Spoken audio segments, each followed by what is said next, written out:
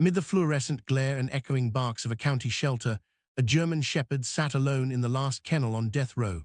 The system had labeled him untrainable, and the shelter worker was preparing the final injection. But 6-year-old Chloe saw something everyone else had missed, a protector where others saw only a problem. What Benji does when a vengeful neighbor invades their yard will stop your heart, and the shocking evidence Chloe presents to authorities will change everything. Welcome to the channel. Before we witness Benji's incredible transformation, rate this story's premise on a scale of 1 to 10 in the comments. Are you ready to see a broken dog prove the entire system wrong? On a grey Saturday afternoon, 6-year-old Chloe wandered through the sterile corridors of Riverside County Animal Control alongside her mother, Haley.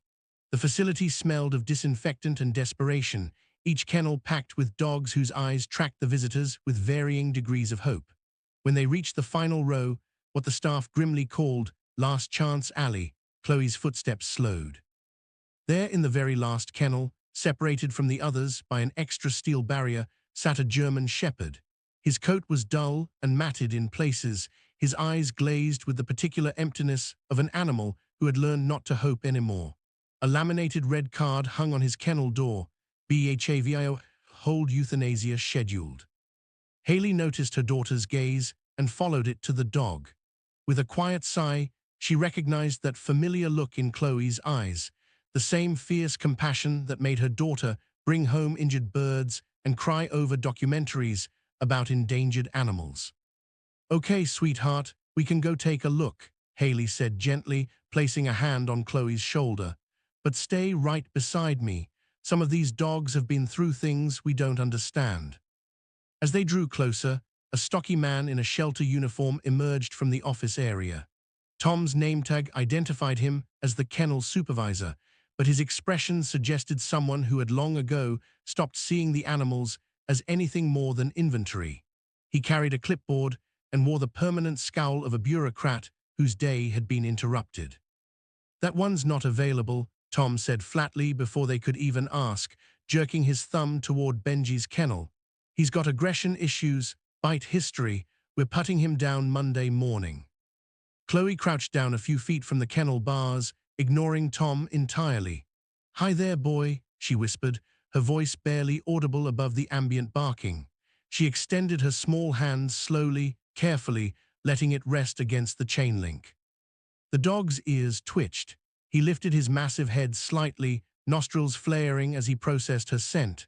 For a long moment, nothing happened. Tom shifted impatiently behind them, already composing his speech about liability and shelter protocols. Then with agonizing slowness, Benji rose to his feet. He moved like an animal expecting punishment, his body language screaming caution and learned helplessness. But something about the little girl's presence, her size, her gentle tone, the absence of threat in her posture, seemed to bypass his defensive walls. "You seem so sad," Chloe murmured, edging fractionally closer. "It's okay, I see you." Haley watched her daughter attentively, her maternal instincts on high alert. Chloe had always possessed an uncanny ability to connect with wounded creatures, but this dog appeared particularly damaged. "Chloe, be careful," she warned softly. "He might be frightened." The little girl nodded, but didn't break eye contact with Benji. She noticed Tom standing behind them, arms crossed, radiating impatience. Chloe stood up and turned to face him directly.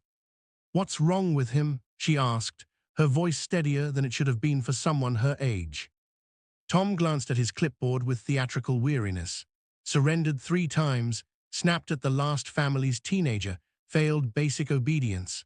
The dog's got severe anxiety, probably from abuse. He's what we call a resource guarder, means he's unpredictable. Nobody wants a dog like that. He's just taking up space we need for adoptable animals. Chloe's heart clenched. She looked back at Benji, who had moved closer to the kennel door, his dark eyes now locked on her face with an intensity that felt almost human. "May I touch him?" she asked Tom, through the kennel. The man gave a dismissive shrug. "Suit yourself, but when he bites, don't say I didn't warn you. I've got it documented right here." He tapped his clipboard like it was the final word from the universe itself. Chloe turned back to the kennel and slowly, carefully slipped her fingers through the chain-link gaps. Her heart hammered in her chest, but fear never entered her mind, only determination. Benji's nose touched her fingers first, a cautious investigation. Then, to everyone's shock, he pressed his forehead against her hand. His tail, which had been clamped against his body since they arrived, gave one tentative wag. Chloe smiled, and in that moment she knew with absolute certainty that this was no monster. This was a soul who had been failed by every adult who should have protected him. "You're not broken," she whispered. "They just don't understand you." Tom scoffed behind them.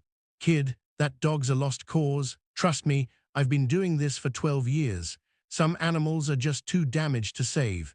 You'd be wasting your time and money, not to mention putting yourselves at risk." But Haley had been watching the interaction carefully. She saw how Benji responded to Chloe, not with aggression, not with fear, but with something that looked remarkably like recognition. She saw her daughter's face, set with the kind of stubborn determination that no lecture about practicality would penetrate. Over the next hour, while Haley asked careful questions about Benji's history and Tom droned on about the dog's supposed defects, Chloe sat cross-legged on the concrete floor outside the kennel. She talked to Benji in that soft, steady voice, telling him about their house, about the yard with the oak tree, about how she'd make sure he always had fresh water and a warm bed. Benji lay down directly opposite her, his body finally relaxing, his breathing deepening. When other staff members passed by and made loud noises, he flinched, but his eyes always returned to Chloe, as if she were an anchor in his storm. Haley pulled Tom aside for a private conversation. "What would it take to adopt him?" she asked quietly. Tom's eyebrows shot up. "You're serious? Ma'am, with all respect, you've got a little kid. This dog is a lawsuit waiting to happen. We can't in good conscience." "I'm not asking for your conscience," Haley interrupted, her voice firm. "I'm asking what it would take to get him out of this kennel and into our home. What forms, what fees, what process?" Tom studied her for a long moment, then glanced back at Chloe and Benji. Something, maybe frustration at being challenged, maybe genuine concern, maybe just the desire to process one more animal off his overcrowded roster, made him reach for his clipboard. "Fine, but you're signing a waiver, and if anything happens, don't come back here saying we didn't warn you." 30 minutes later, after Haley had signed enough paperwork to fill a novel and paid the adoption fee, Tom unlocked Benji's kennel with visible reluctance. He attached a slip lead to the dog's collar with mechanical efficiency and handed the leash to Haley like he was passing off a ticking bomb. "Good luck," he said, and it didn't sound like a well-wish. "You're going to need it." Chloe immediately moved to Benji's side. She didn't try to grab the leash or pull him. She simply walked beside him, one small hand resting gently on his shoulder. As they made their way through the shelter toward the exit, Benji moved like he was walking through a dream, unable to process that the nightmare was actually ending. When they reached Haley's SUV in the parking lot, Chloe climbed into the back seat first. Benji hesitated at the car door, his body tensing with uncertainty. Tom's words echoed in Haley's mind, lost cause, damaged, unpredictable, but she pushed them aside. "It's okay, boy," Chloe said softly from inside the vehicle. "You're safe now, you're coming home with us." Benji looked at the little girl, then at the open car door, then back at the shelter building behind them. Some instinct, maybe the same one that had kept him alive through abandonment and abuse, told him that this was his last, best chance. He jumped into the back seat. The drive home was quiet. Chloe sat close to Benji, her small hand gently stroking the fur along his neck. He rested his massive head on her lap, a gesture of trust so profound that Haley had to blink back tears as she drove. The dog's body was still tense, his breathing still shallow, but in that moment, a bond had formed that would soon be tested by forces neither of them could anticipate. Chloe had rescued a condemned dog from death row, giving him a name that meant faithful one in Hebrew. But little did she know that Benji was about to prove just how remarkable their connection truly was, and that standing up to Tom's broken system would be only the beginning of their journey together. The shelter's intake office smelled like old coffee and photocopier toner. Haley sat across from Tom's desk, while Chloe remained outside with Benji, visible through the scratched plexiglass window. The little girl had positioned herself on the floor again, talking to the German shepherd in that endless, gentle stream of words that seemed to be the only language he understood. Tom leaned back in his creaking chair and spread Benji's file across the desk like he was presenting evidence at a trial. "Look, I get it," he said, his voice taking on the patronizing tone of someone who'd given this speech too many times. "Your daughter's got a big heart, that's sweet. But this dog," he tapped the file. "This is 3 failed placements, 2 bite incidents, and 1 very expensive lawsuit that almost bankrupted a family in the next county." Haley scanned the pages, her expression neutral. "The bite incidents, were they provoked?" Tom waved the question away. "Does it matter? A bite is a bite." First family said he guarded his food bowl, snapped at their teenage son who got too close during dinner. Second family returned him after a week, said he destroyed their furniture and wouldn't respond to commands. Third family kept him longest, almost 4 months, but then he bit their houseguest who tried to pet him while he was sleeping. "So he has trauma responses," Haley said quietly. "That's not the same as aggression." Tom's jaw tightened. "Ma'am, I've worked in animal control for over a decade. I know the difference between a dog that can be rehabilitated and one that's just broken. This dog takes up space we desperately need for adoptable animals. Every day he sits in that kennel is another day we can't help a dog that actually has a chance. He's a waste of resources, frankly, a waste of space." Through the window, Chloe had somehow gotten Benji to come closer to the bars. His tail was tucked, his posture screaming anxiety, but he was pressing his nose against her palm. For a dog supposedly on the edge of violent outburst, he looked remarkably gentle. "What about training?" Haley asked. "Professional behaviorist." Tom laughed, a short, bitter sound. "With what money? The families that returned him weren't exactly wealthy. Look, even if you threw thousands at this problem, there's no guarantee. Some dogs are too far gone. The kindest thing, honestly, is to let him go peacefully before he hurts someone." "The kindest thing," Haley repeated, her voice hardening, "would have been to not fail him 3 times. Tom's face flushed. "We don't fail dogs. People fail to understand what they're getting into. They see a sad face and think love conquers all. Then reality hits, the destroyed furniture, the growling, the constant vigilance. That's when they bring them back to us, and we're the ones who have to clean up the mess." "So your solution is to kill him?" "My solution is to be realistic. Monday morning, we're putting him down. That's final. Unless," he gestured toward the adoption papers sitting on the edge of his desk, "unless you want to take responsibility for whatever happens next. But don't come crying to us when that dog puts someone in the hospital." Haley looked out the window one more time. Chloe had her forehead pressed against the kennel bars now, whispering something they couldn't hear. Benji's eyes were closed, his breathing finally even. She reached for the papers. "Where do I sign?" Tom represents the kind of laziness that lets innocent lives slip through the cracks. If you despise people who give up on those in need just because it's too much work, hit the like button and subscribe now to show you're not on his side. Haley's pen hovered over the final signature line. The waiver's language was deliberately intimidating. Adopter assumes all liability for injury, property damage, or death resulting from animals' behavior. Tom had made sure she read that part twice, his finger stabbing at the words like an accusation waiting to happen. "Last chance to change your mind," he said, though his tone suggested he was already mentally closing Benji's file. One less problem on his overcrowded roster. Haley signed her name with decisive strokes. "We're not changing our minds." Tom collected the papers with the efficient disinterest of someone processing paperwork rather than a life. He stamped several forms, made copies, and slid a yellow receipt across the desk. "He's current on rabies, but that's it. You'll need to get him to a vet within 72 hours for a full exam.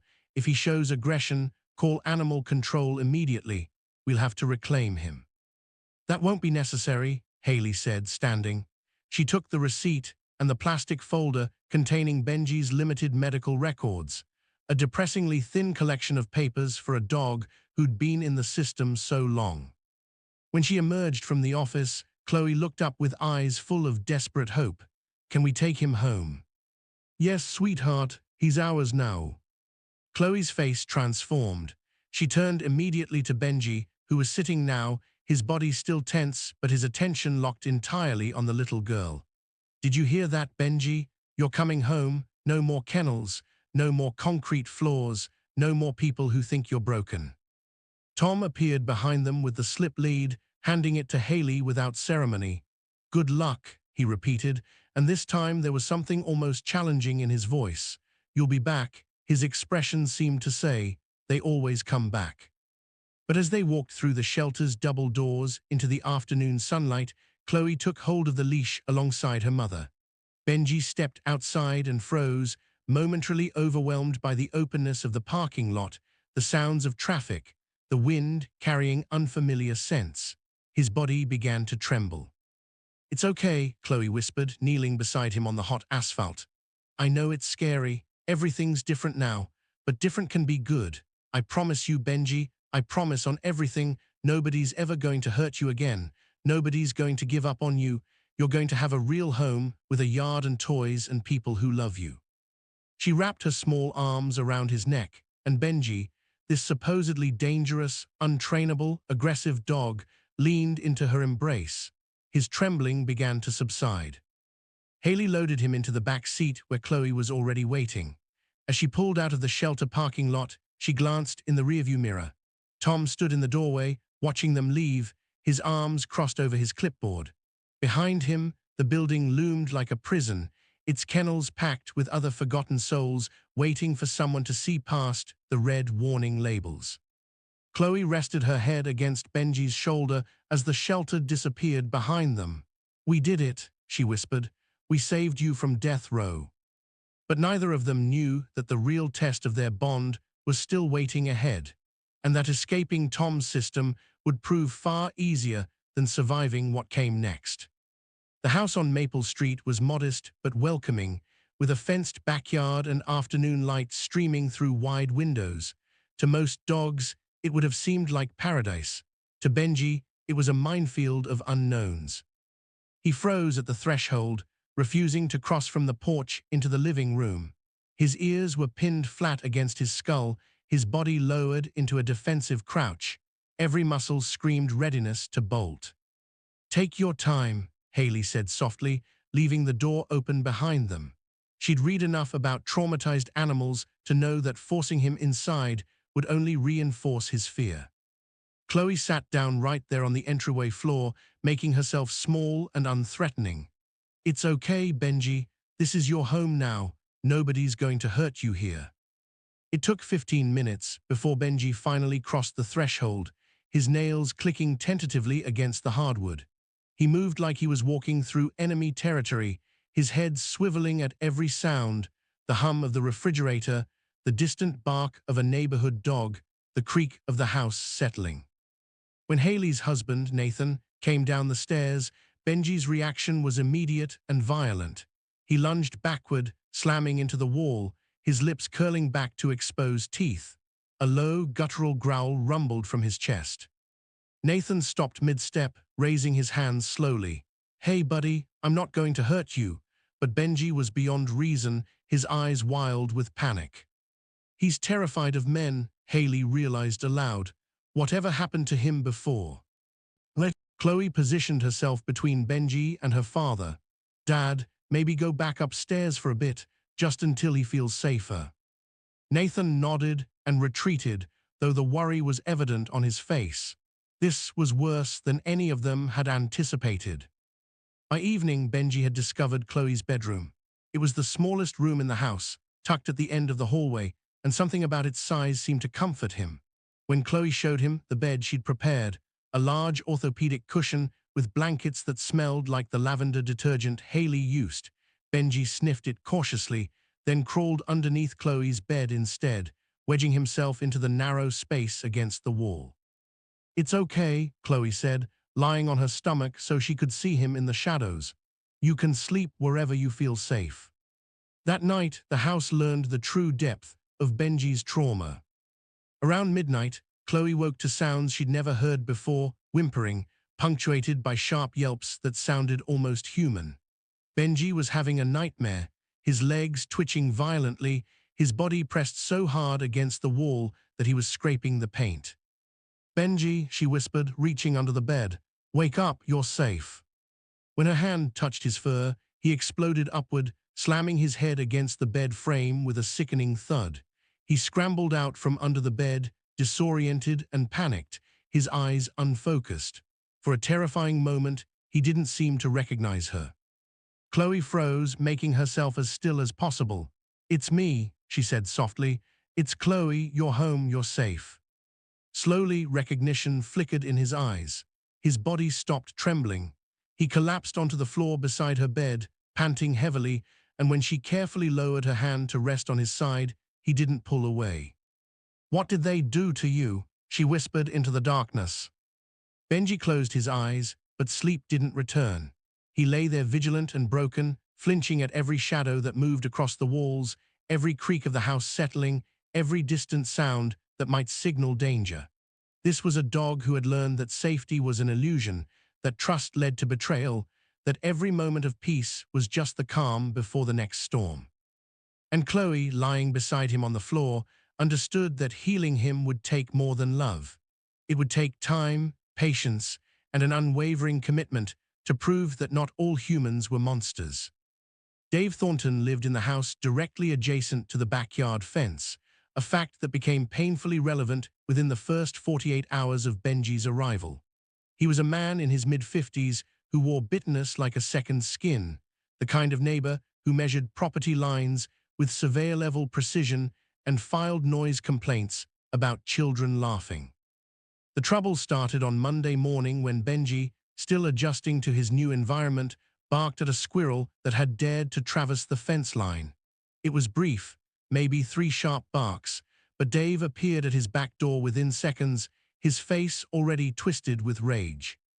"Keep that animal quiet," he shouted across the yard. "Some of us are trying to work."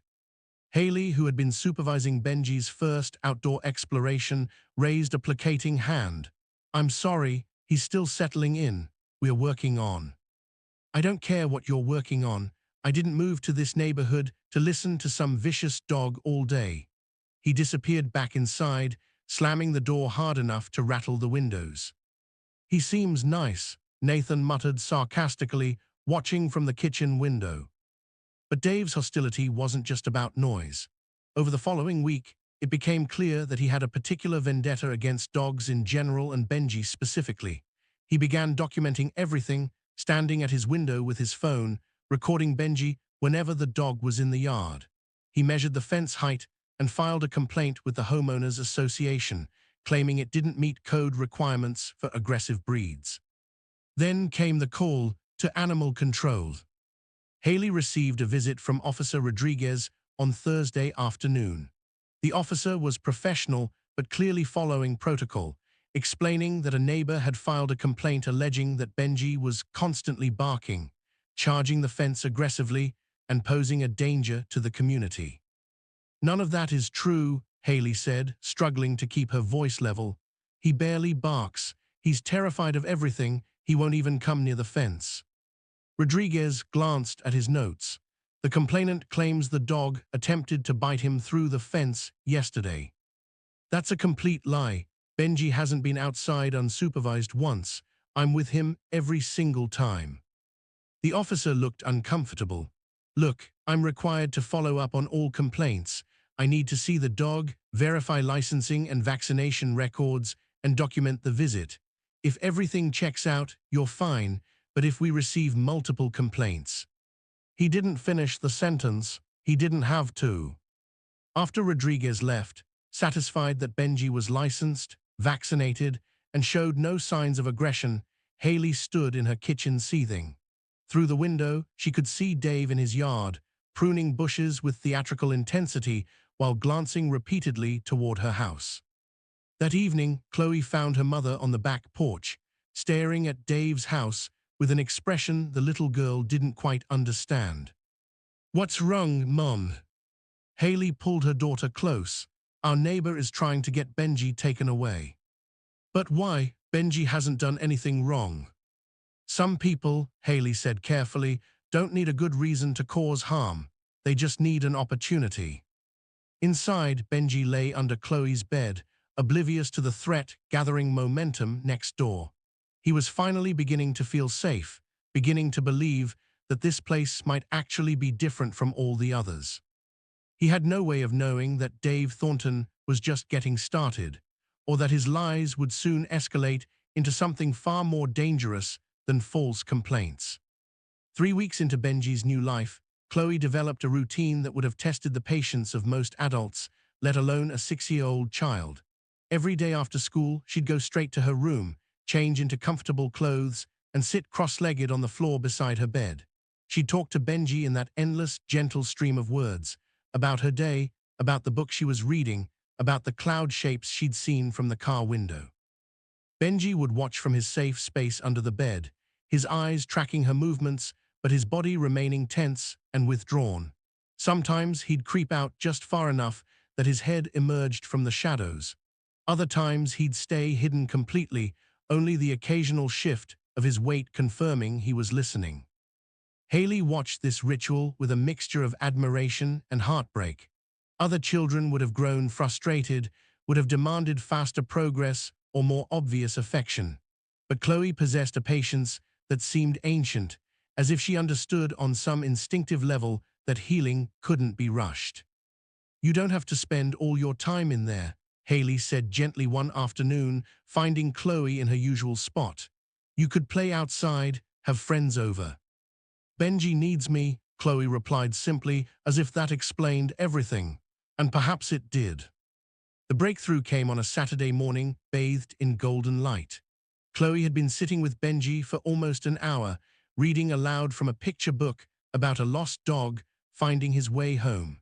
She'd deliberately chosen stories like this, hoping somehow the happy endings might seep into Benji's understanding of the world.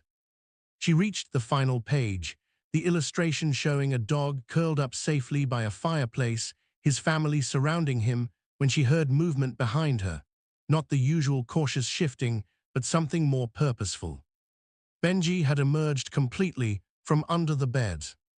Chloe froze, barely breathing, afraid that any sudden movement would send him retreating back into his sanctuary. She kept her eyes on the book, giving him space to make his own choices. The sound of his nails on the hardwood grew closer. Then she felt his presence beside her, his warm breath on her arm. Still, she didn't turn, didn't reach out, didn't do anything that might be interpreted as pressure or demand. What happened next made her heart stop. Benji gently dropped something in her lap. A toy, the rope tugger she'd bought weeks ago, one he'd never shown the slightest interest in. It was slightly damp from his mouth, the fibers starting to fray. "For me," Chloe whispered, her voice catching. Benji took a half step back, his tail, that tail that had remained perpetually tucked and still, gave a single tentative wag. Chloe's eyes filled with tears. She picked up the rope and held it gently like it was made of glass. "Thank you, Benji. This is the best present anyone's ever given me." She gave the rope a gentle tug, barely any pressure, just enough to signal she understood. Benji's tail wagged again, more confidently this time. He took the other end in his mouth, carefully, so carefully, as if afraid of doing it wrong.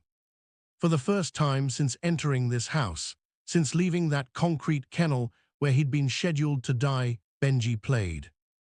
It lasted only a few seconds before his anxiety reasserted itself and he dropped the toy, backing away. But those few seconds changed everything. He'd made a choice to engage, to trust, to believe that maybe this little girl's endless promises weren't lies after all. Downstairs, Haley heard Chloe's delighted laughter and knew something fundamental had shifted. The long, patient hours on the floor had finally borne fruit. Benji was beginning to heal. Dave Thornton had spent 6 weeks watching the family next door, his resentment fermenting into something darker. Every complaint he'd filed had been dismissed. Every call to animal control had resulted in officers telling him the dog was perfectly legal and well cared for. His homeowners association complaint had gone nowhere. The family had even installed a privacy screen along the fence line, blocking his ability to surveil them. He needed something concrete, something undeniable, something that would finally force the authorities to remove that animal from the neighborhood. On a moonless Tuesday night at 11:47 p.m., Dave executed his plan. He'd noticed that the back gate latch was old and simple, a basic hook-and-eye mechanism that wouldn't survive a determined push. He wore dark clothing and carried a metal baseball bat, not to use, but to establish later that he'd felt threatened and entered the yard in self-defense. The gate opened with a soft creak.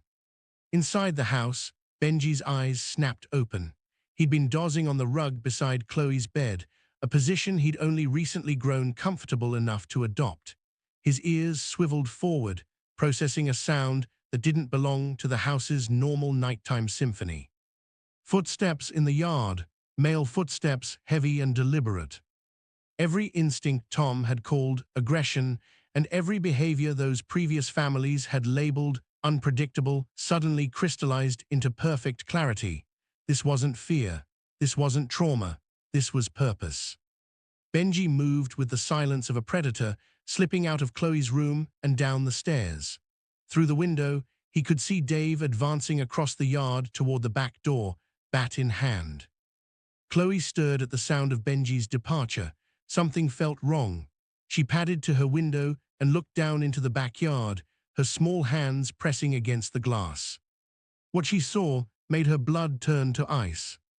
Dave was trying the back door handle, and Benji was outside. She could see his silhouette moving along the side of the house through the dog door Nathan had installed just last week. "Mom," Chloe screamed, but her voice came out strangled with fear. Dave heard the dog before he saw him, a low, rumbling growl that raised every hair on his body.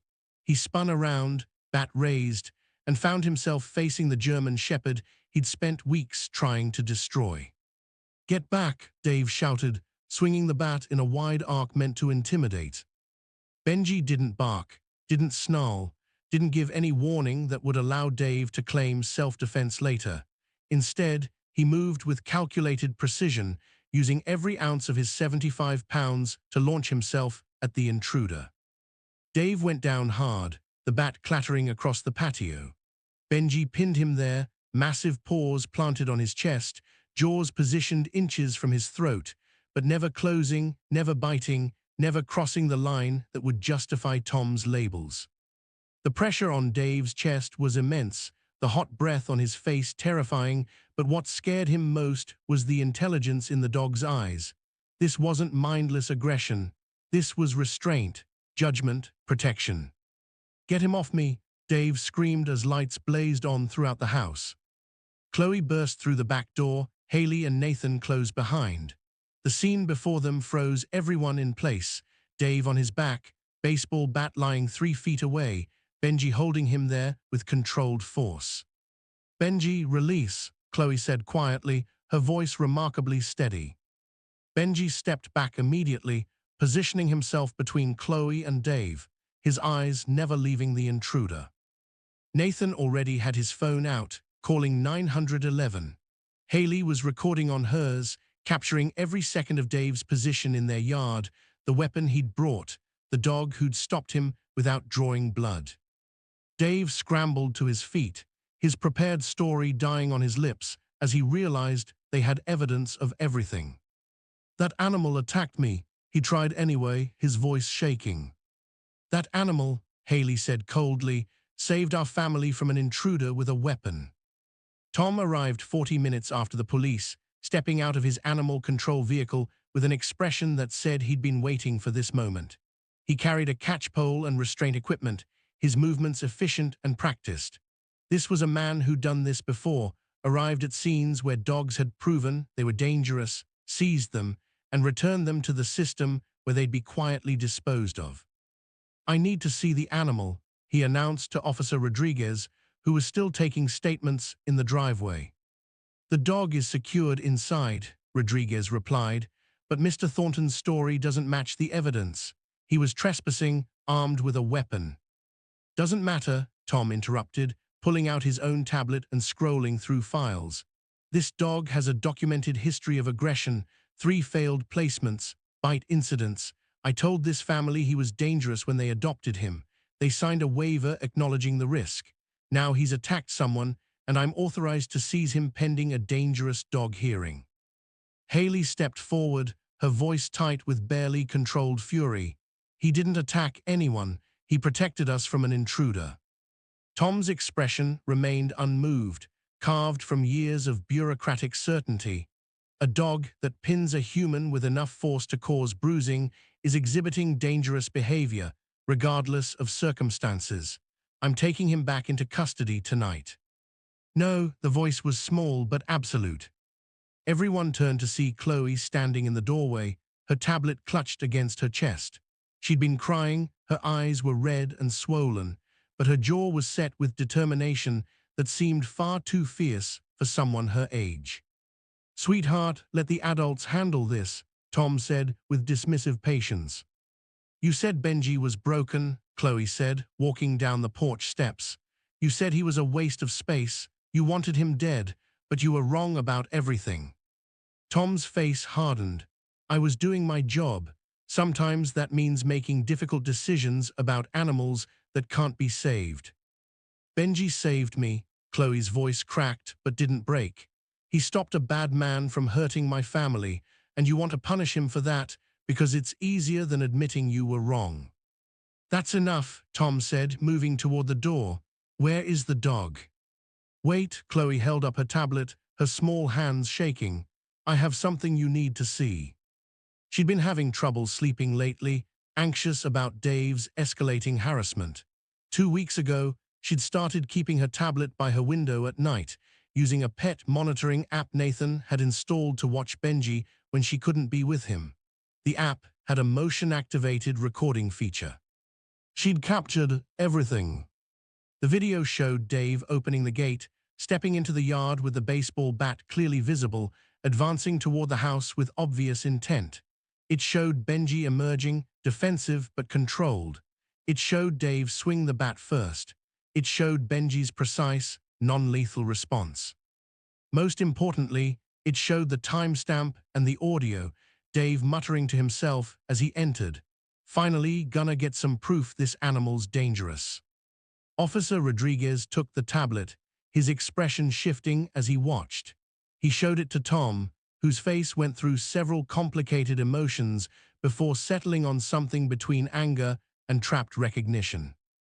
"This man entered your property with premeditation," Rodriguez said slowly, "with the specific intent to provoke a dog he knew had trauma history, and the dog responded with remarkable restraint." Tom stared at the screen, his narrative collapsing. The dog still exhibited protective behavior, Rodriguez finished, legal protective behavior on his own property against an armed intruder. He looked at Tom directly.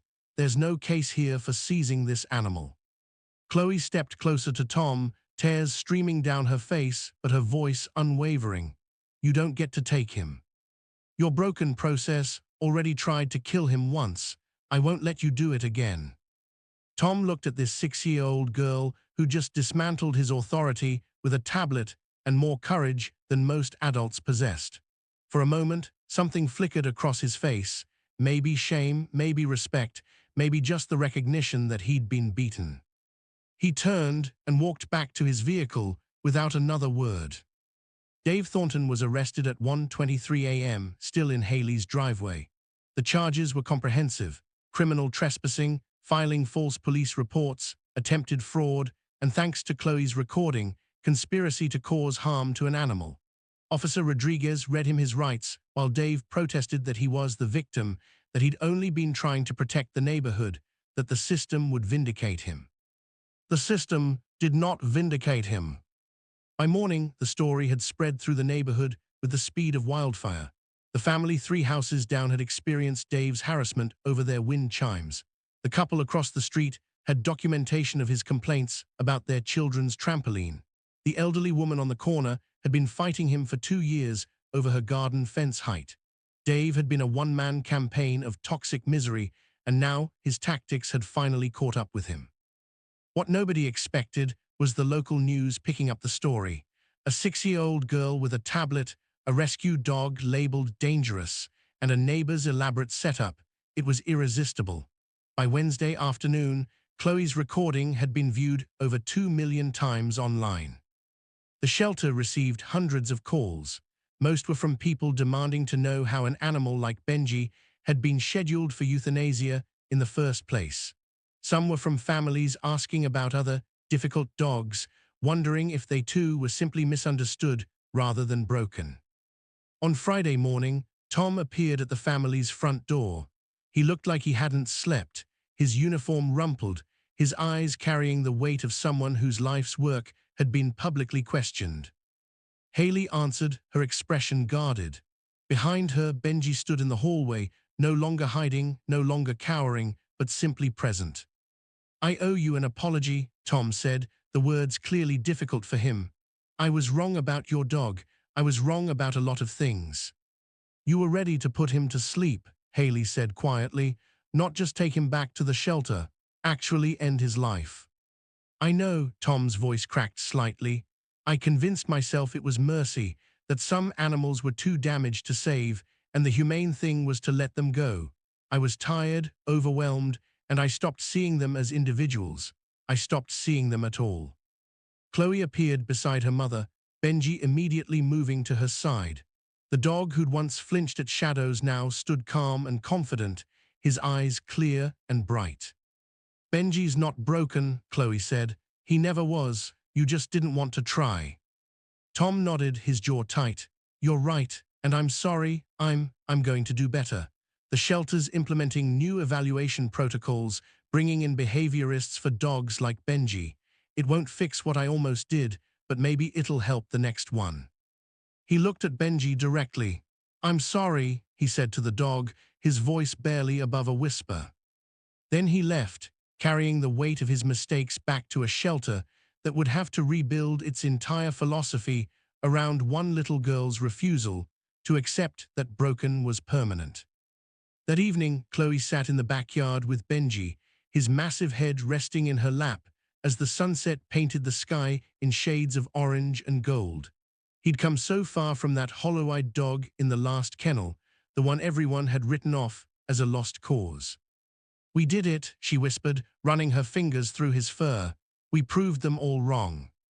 Benji's tail thumped against the grass, strong, steady, the heartbeat of a dog who'd finally learned that some promises were worth keeping. Don't let the Toms of the world win. Confirm you're standing with Chloe and Benji by sharing this video. Only a heartless person would side with the villain here. Show us you're different.